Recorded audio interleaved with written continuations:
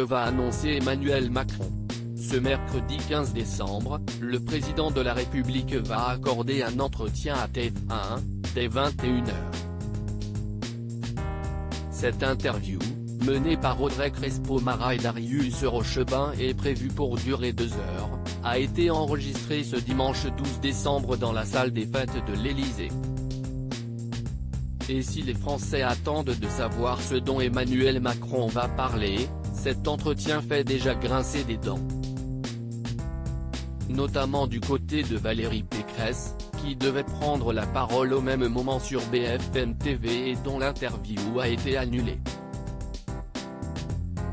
En réaction, la candidate des Républicains à l'élection présidentielle a annoncé saisir le CSA car on ne peut pas avoir un président candidat qui se fait ouvrir les chaînes de télévision à la demander pendant des heures fait sa campagne, alors que ses adversaires doivent se contenter de 5 minutes de duplex pour lui répondre. Ce n'est pas ma conception de la démocratie et je demande au CSA de rétablir l'égalité des temps de parole et le fair-play démocratique, a-t-elle ajouté lors d'une visite à Calais. Son entretien sur BFM TV est, quant à lui, reporté à une date ultérieure. Il n'y a pas de hasard, assure-t-on dans l'entourage de la candidate, en estimant que Valérie Pécresse est devenue une obsession pour Emmanuel Macron, jusqu'à choisir le moment où il programme ses interventions. À quelques heures de la diffusion de cet entretien, les adversaires politiques du président de la République le pressent d'annoncer sa candidature. Sur RMC, Marine Le Pen a estimé que les Français attendent de la franchise, de la transparence, il suffit de dire je serai candidat à ma réélection. Emmanuel Macron, va-t-il annoncer sa candidature?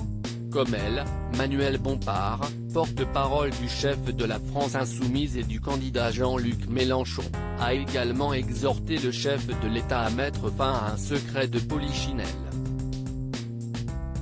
D'autant que depuis quelques semaines, Emmanuel Macron est accusé de financer sa campagne présidentielle avec l'argent des contribuables, sans avoir annoncé sa décision pour 2022. Mais selon Europe 1, le président ne devrait pas lever le voile sur ses intentions sur TF1. Cet entretien devrait lui permettre de tirer le bilan de son quinquennat. Comme l'expliquait l'un de ses proches, Emmanuel Macron veut solder son bilan, se débarrasser de ce sujet tabou pour les présidents sortants. À noter que l'interview, bien que déjà en boîte, a été enregistrée dans les conditions du direct. Loading DJ.